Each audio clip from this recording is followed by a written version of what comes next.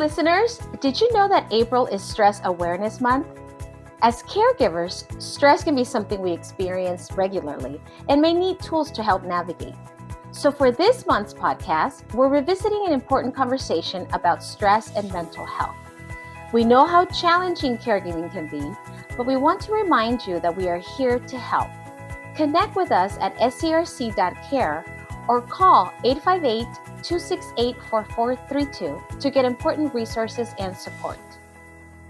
Welcome, everyone, to another edition of SCRC's Let's Talk Caregiving podcast.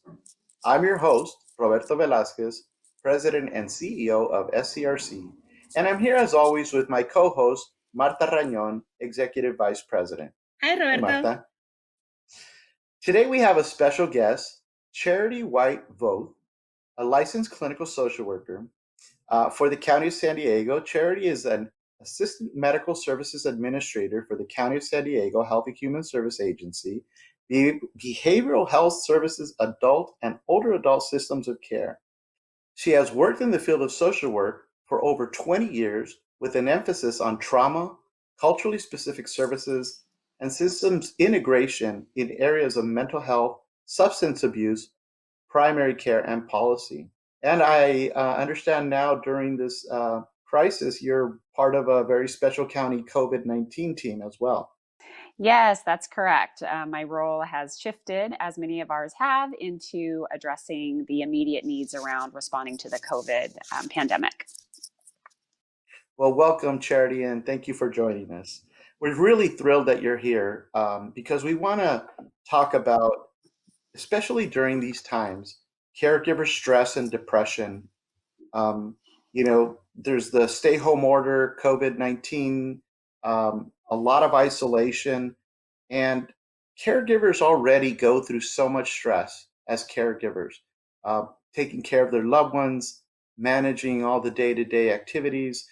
And now, there's even more challenges. They can't leave their home, many of them, and they're caring for people who are extremely vulnerable and susceptible to contracting COVID-19.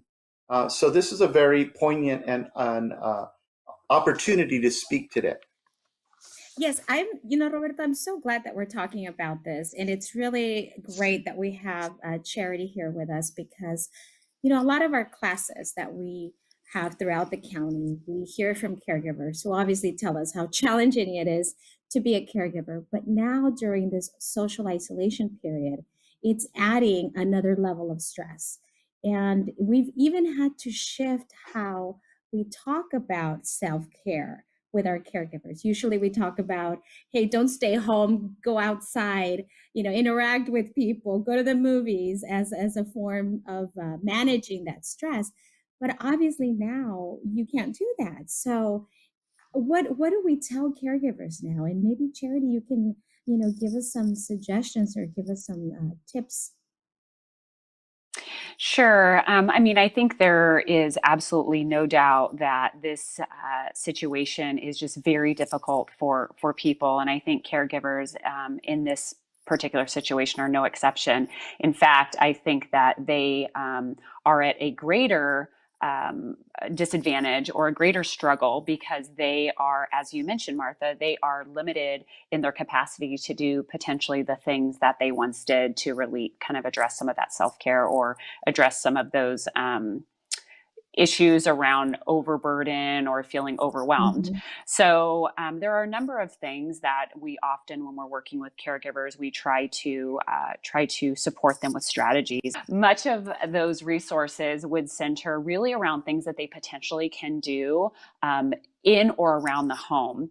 Granted, this is not an ideal situation, but we have to be creative. And so one of the things that we may want to really look at is focusing on things that might bring folks some sort of relief or stress management. And that could be through writing, documenting, journaling.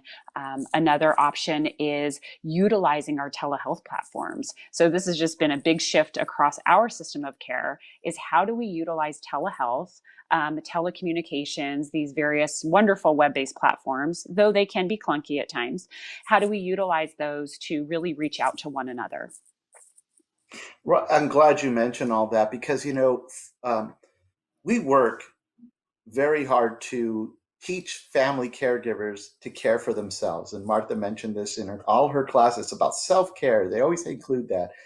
Part of it is getting help, part of it is getting some respite. And right now, especially right now, the daycares, adult daycare centers are closed. So that break, that relief that used to be a part of your routine is no longer available to you. What there is in-home care, but then there's resistance from some family members because they're afraid. They're afraid to get somebody to come in and might get them sick, or their loved one that they're caring for sick. Yet there are still people that are using in-home care.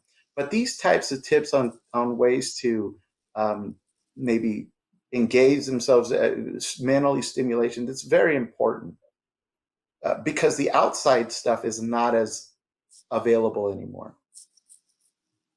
And I guess what I'm hearing from Charity here is really to be flexible during this time, to allow yourselves to try different things.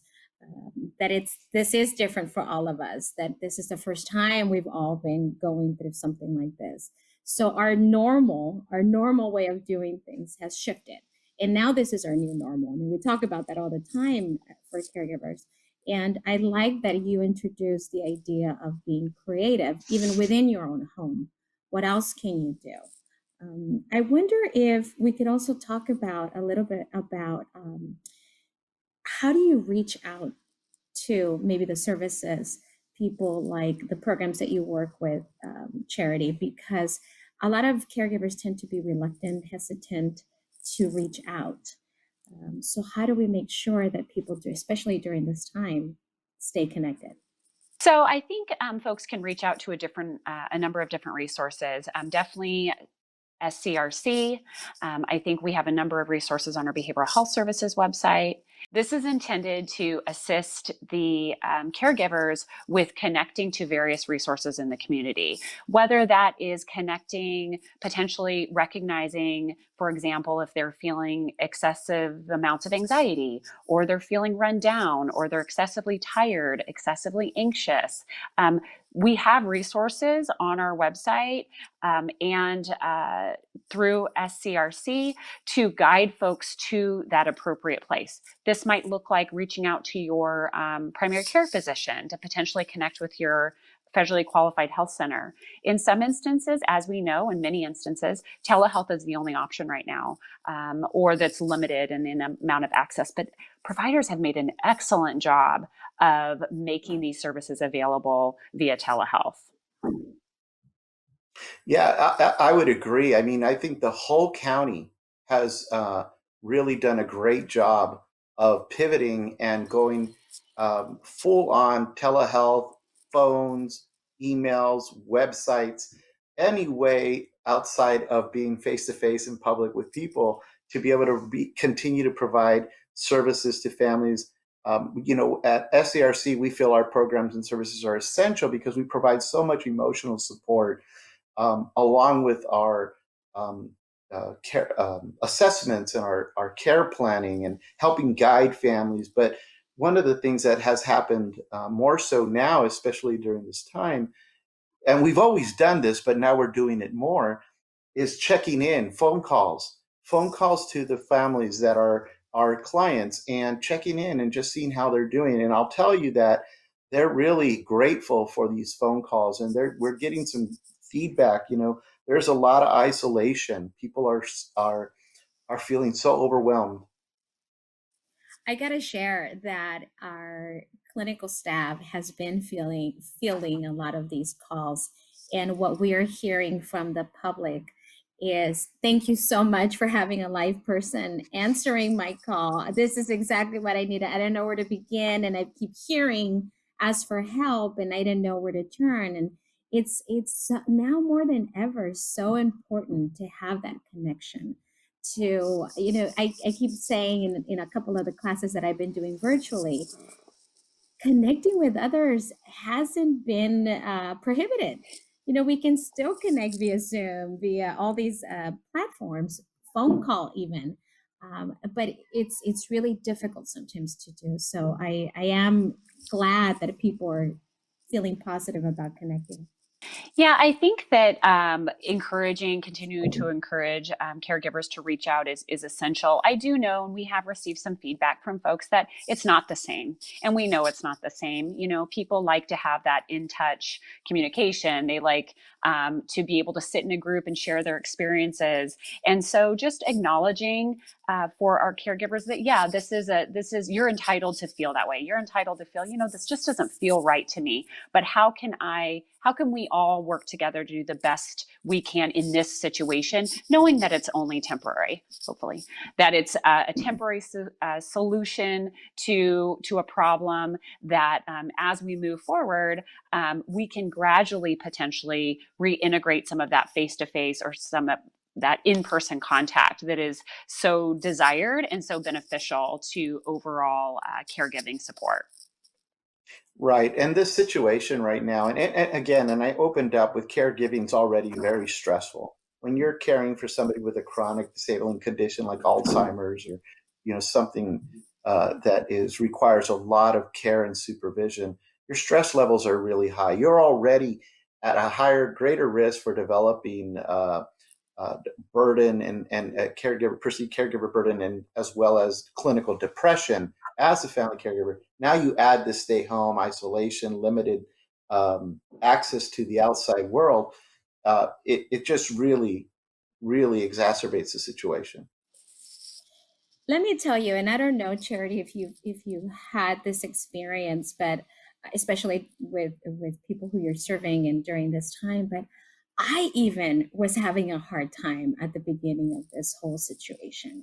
You know, I'm a very social person. The work that we do is very, connecting with people, and I found myself um, having to assess how I was feeling so that I could process in order to move forward with, you know, helping with my children with homeschooling and working at the same time and juggling all of these things. And but I know mentally I was feeling very stressed, a lot of anxiety, and also because of the unknowns. We don't know where this is going. We don't know how we're going to come out of this. I'm sure we're going to be fine afterwards and maybe more resilient, but the emotional part of me was having a hard time dealing with this. So I don't know if you can talk to that and a little bit more.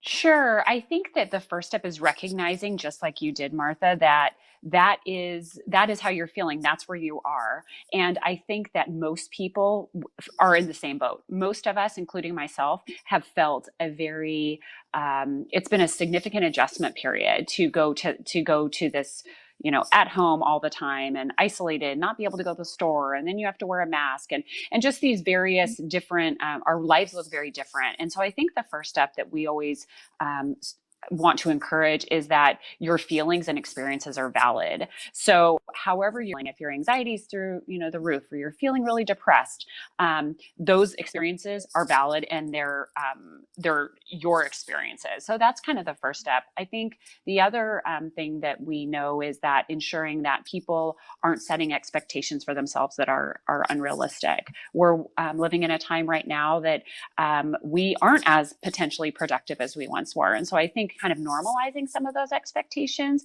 and giving yourself permission to be okay with where you are is a first step in really supporting that self-care.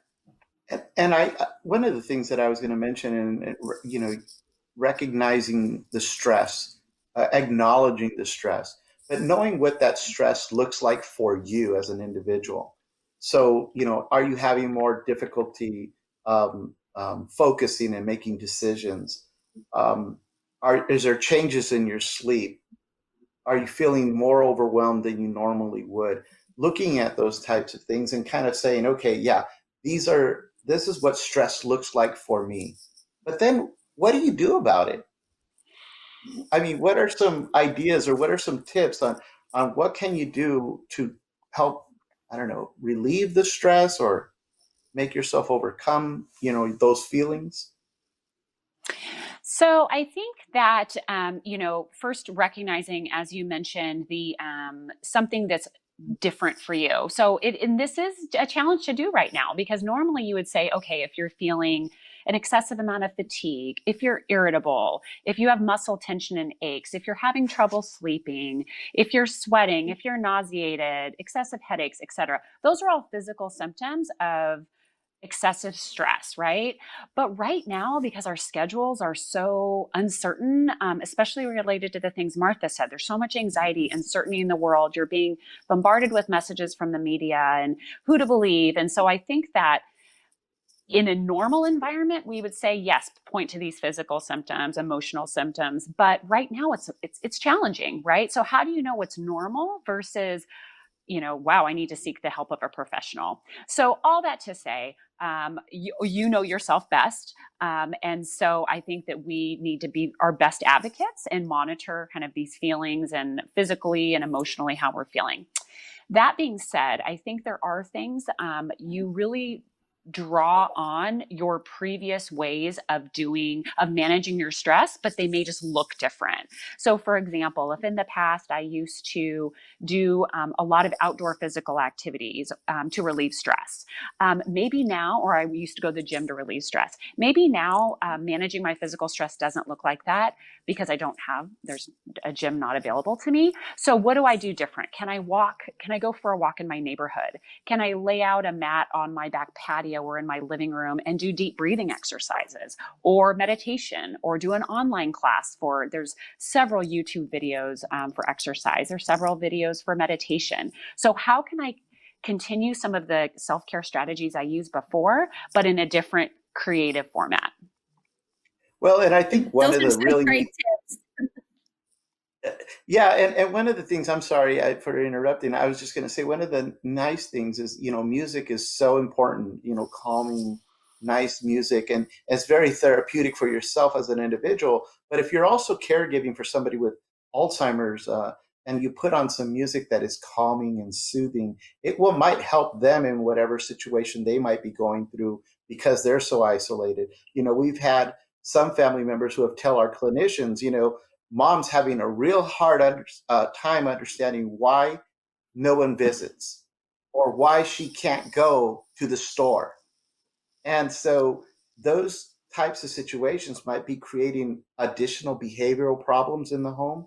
And as a caregiver, you're dealing with that along with all your own. And so therefore, looking at techniques that might help both situations helps you calm and relax. And then at the same time, kind of helps the person that your loved one that you're caring for maybe feel a little bit more calm and relaxed and less stressful. This is why I really like the whole aspect of creativity and flexibility with what you've been talking about, Charity, because I know when I was a caregiver, it was very important for the person I was caring for to be involved with gardening and just plants in general, and getting your hands dirty with the dirt. And so if this is something you're able to do, it might relieve some of that stress. You get to you go outside and take a breath or two while that person is involved with maybe repotting a little plant that's in the patio. Yeah, I agree, Martha. And the one of the things that I know is very helpful for families, especially during times of stress and anxiety and these fears that they might be having right now, is to really reach out and get some help, mental health, emotional support services, either through the county, some of your specific programs, Charity, that the county offers, especially during this time. There's telephone, online calls, places that people can call when they're feeling extremely overwhelmed. But I know that the other part of it is people feel better when they have a plan, when they've talked to somebody, an expert. And so if somebody is feeling that way, they can contact Southern Caregiver Resource Centers and start the process, because we're providing all our services online. We're providing telehealth, phone calls. We have online support group now and classes online. So people can actually go through and meet with a clinician, have an assessment done, help them develop a care plan, especially right now, and then for long term as well, and including, tapping into the educational programs that are available. It's very important to plan and try to control a little bit, what is that saying? Accept the things that we cannot change, and focus on the things that we can. So it's very important that we consider these types of things and reach out to all the different resources. And again, it's important to reach out and connect, and not feel isolated, because you're as isolated as a phone call right now. Well, that's all the time we have left for this edition of Let's Talk Caregiving. I want to thank Marta Rañón for co-hosting and sharing her stories in another stimulating discussion about caregiving, and our guest, Charity White Booth of the County of San Diego Behavioral Health Services. And I want to remind our audiences that if you are providing support to a loved one, you don't have to do this alone. Asking for help is not a sign of weakness, it is a sign of strength. Just go to our website at scrc.care or call us at 1-800-827-1008. All our programs and services are currently available virtually. Follow us on Facebook for more podcasts. And remember, SCRC is a nonprofit organization, and we provide all our services due to the generosity of our donors and community partners. If you'd like to make a taxable donation, please go to our website and click on the Donate tab. And remember, SCRC is here for you, caring for those who care for others. Thank you.